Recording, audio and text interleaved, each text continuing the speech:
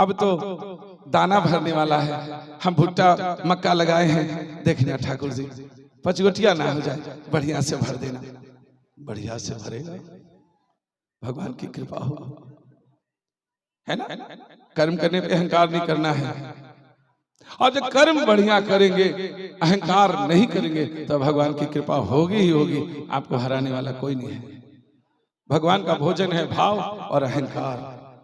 अहंकार किए विकास खत्म हुआ, आपका पतन शुरू हुआ। अहंकार मत करना, ना जन का, ना धन का, ना ये स्तन का, ना मन का, किसी चीज का नहीं। सब नश्वर है। किस बात की मुंह छेड़नी है बाबा, बताओ प्यारे भक्त। नहीं, देखिए एक भगत है, एक किसान है, ये अपने ठाकुर जी से क्या कह रहे हैं।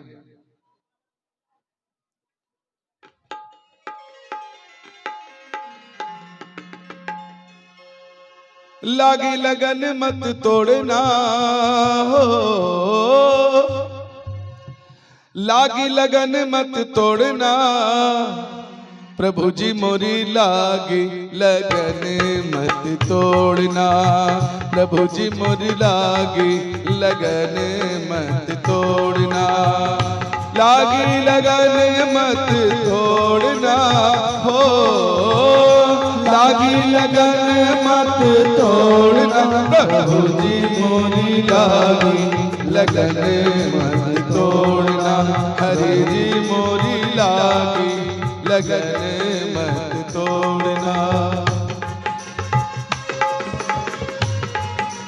जय हो।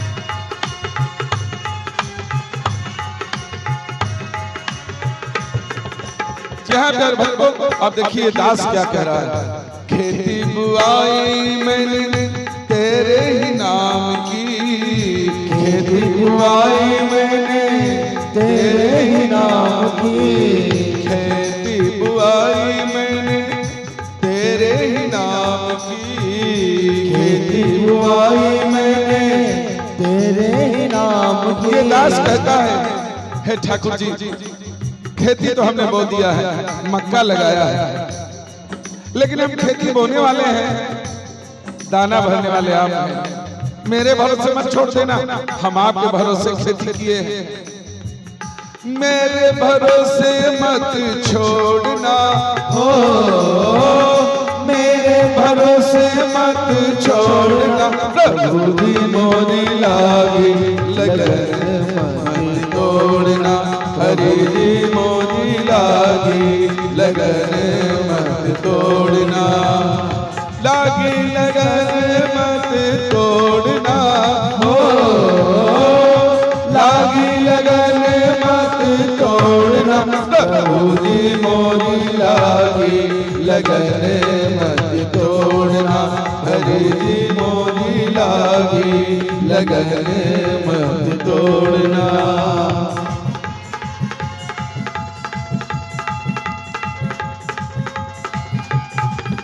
जय हो, जय हो।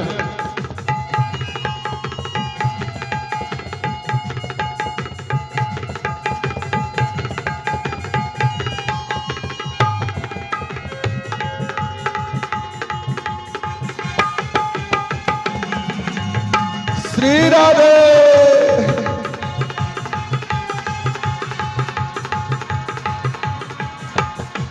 और ये दास कहता है, तू ही मेरा मालिक है, तू ही खेवनहार है, तू ही मेरा मालिक है, तू ही खेवदार है, तू ही मेरा मालिक है, तू ही खेवनहार है, बीच भंवर मत छोड़ना हो, बीच भंवर मत छोड़ना, प्रभु जी मोरी लागी लगन मत तोड़ना, हरि जी मोरी लागी लगन मत तोड़ना।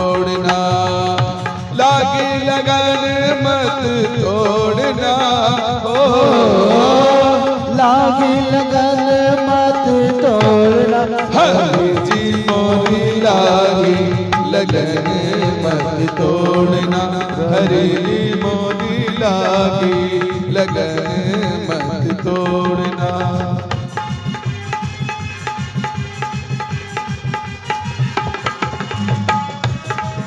ये हो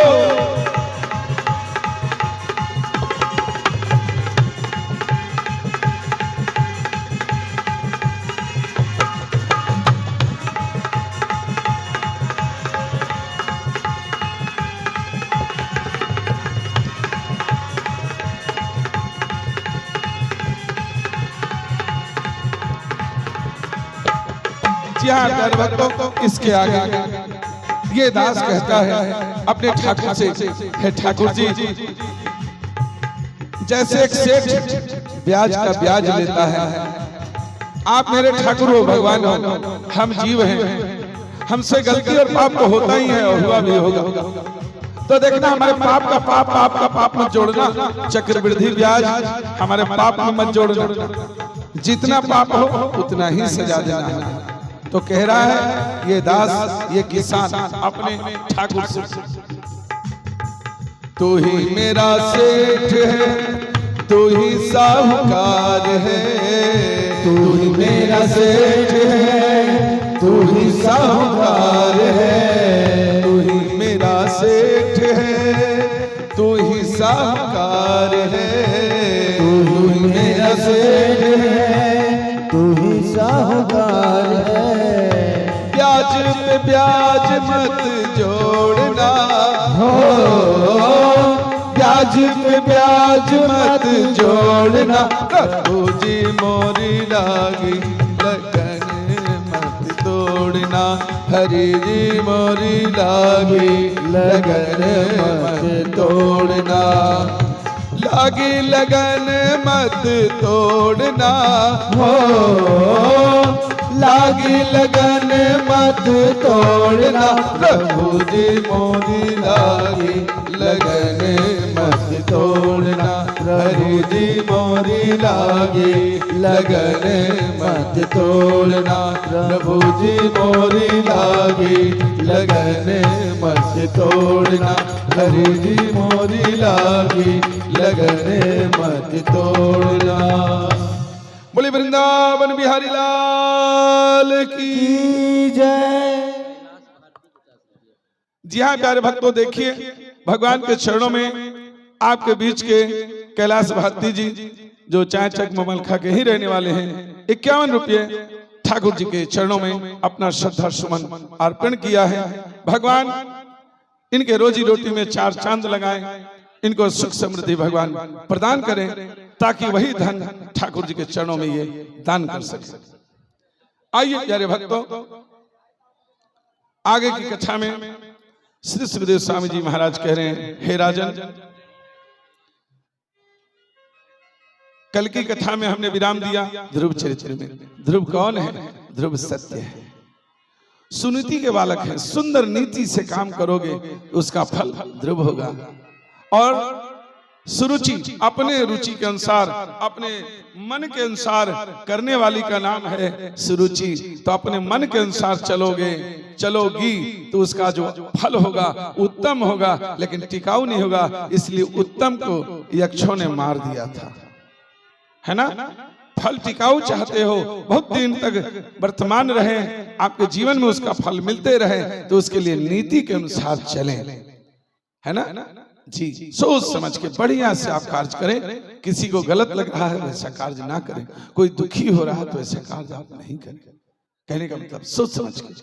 और अपने मन का है, किसी को कुछ भी लगे, हमको जो मन में आएगा हम करेंगे, तो तत्काल तो उत्तम होगा वो फल, लेकिन टिकाऊ नहीं होगा। तो टिकाऊ फल चाहते हो तो सत्य का साथ दो, जिनका नाम है ध्रुव। नीतिपूर्ण काम करो, समझ बूझ के। और इस तरह से आगे की कथा में ध्रुव जी के वंश में आगे जो इनके वंश राजा हुए, राजा अंग और राजा हुए। राजा अंग बड़े धार्मिक राजा हुए जी। और राजा वेन एकदम बिल्कुल पापी। राजा वेन के कारण जल बरसना बंद हो गया। जब पानी बरसना बंद हो गया तो बीज रोपा जाता, बीज मिट्टी में दिया जाता, लेकिन पृथ्वी उसको चुरा लेती, उगा नहीं पाती। क्यों? पानी नहीं है। पानी होगा तभी अन्न उगेगा। प्यारे भक्तों, एक दिन राजा वेन के अंग का मंथन किया गया। आप इतने धर्मभीरु इसलिए हो कि राजा अंग के अंग प्रदेश के रहने वाले भगत हो आप। लेकिन इसी प्रदेश में फिर बाद में राजा वेन जो हुए वो दुराचारी पापी हुए। केवल नाच ड्रामा करो, मांस मदिरा खाओ पियो, भगवान का कोई यज्ञ नहीं, कोई कथा नहीं, कोई कीर्तन नहीं, कोई सत्संग नहीं, बंद करो सब। तो क्या हुआ? भगवान नाराज हो गए।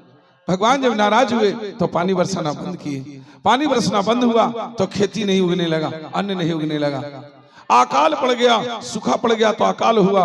अकाल के कारण अन्न के लिए भूखे मरने लगे। प्रजा में हाहाकार मच गया। राजा वेन के अंग का मंथन किया गया।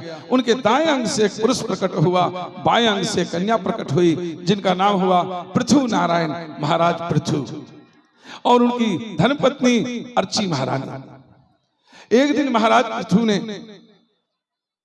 दुखी होकर के कि ये पृथ्वी अन्न बोया जाता है और ये अन्न की चोरी कर लेती है, बीज की चोरी कर लेती है। पर महाराज पृथु ने बाण का अनुसंधान किया और कहा कि हे पृथ्वी, तेरा मैं वध कर दूंगा।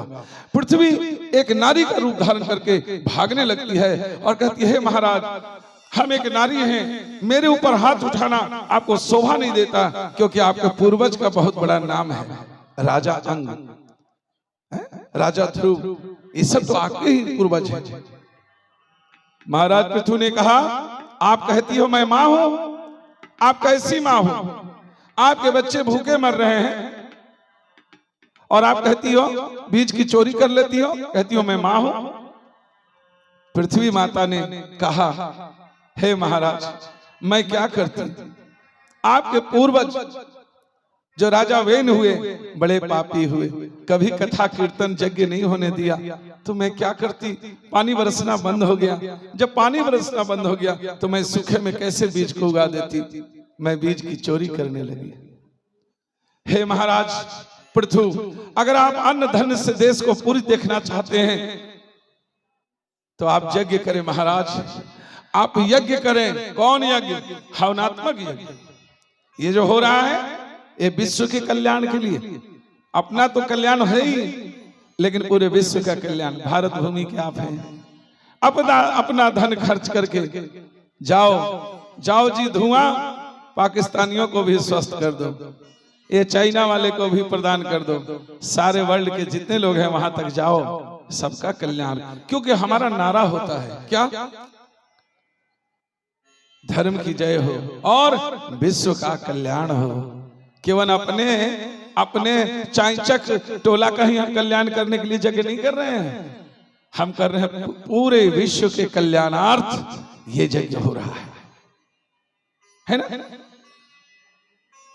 आज बीमारी जो है, इतना ऑक्सीजन की कमी हो गई, ऑक्सीजन के कमी में ही तो मर रहे हैं ना लोग।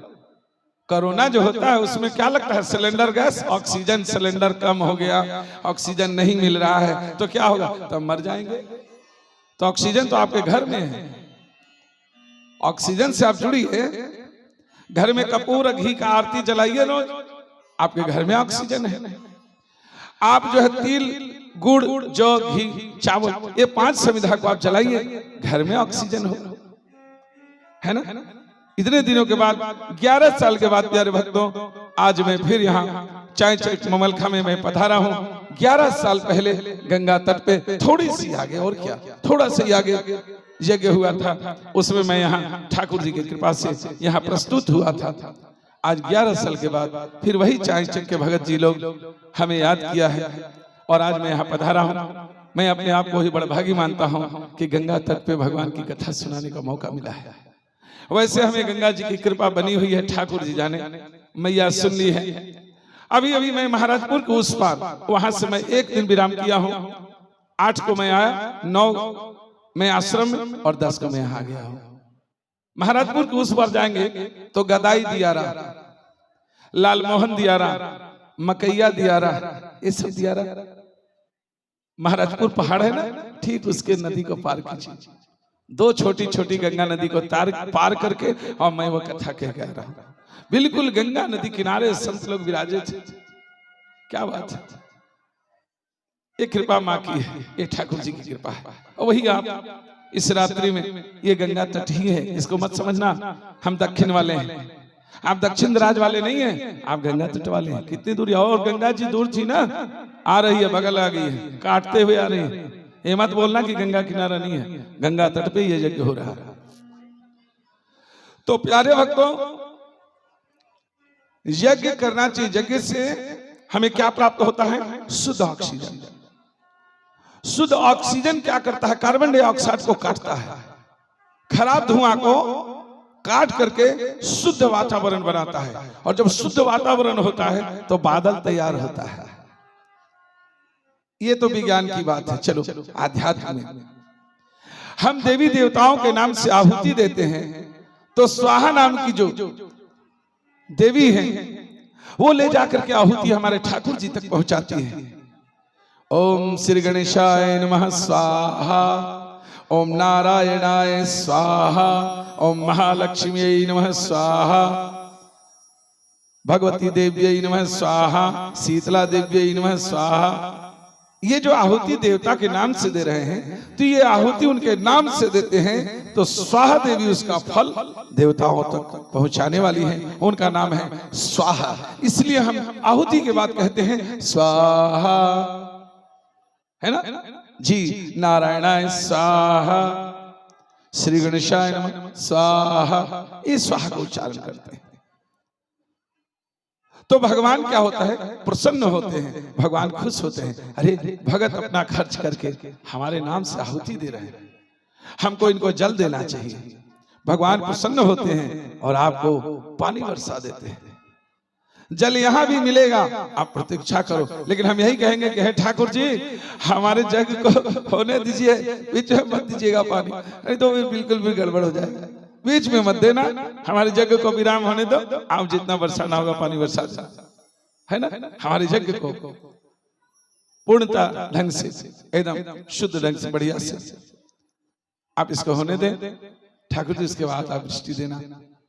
अब बताइए, गदाई दियारा में कथा कहे इसी जैसे आज की कथा है, और दूसरे दिन इतनी वृष्टि हुई, बाबा रावा कथा कह के पानी बरसा देनी। बोले हम क्यों बरसाएंगे भाई, है तो भगवान खुश हो गए तो हम क्या करें? बोलिए उनकी मर्जी है, हम पानी बरसाते थोड़ी है। हम तो कथा ही तो कथा की महिमा है, यज्ञ करेंगे तो पानी आपको मिलेगा। अगर बढ़िया से आपको यज्ञ और भागवत कथा सत्संग हो रही है, हरि नाम संकीर्तन, पानी देखो पानी नहीं बरसता है ना, तो कीर्तन लोग शुरू कर देते हैं, टोला वाइज। इधर कीर्तन हो रहा, वो टोला हो रहा, हम भी करेंगे। और जब कीर्तन होना शुरू हुआ, होते होते बस पानी बरसा। ये भगवान की महिमा है।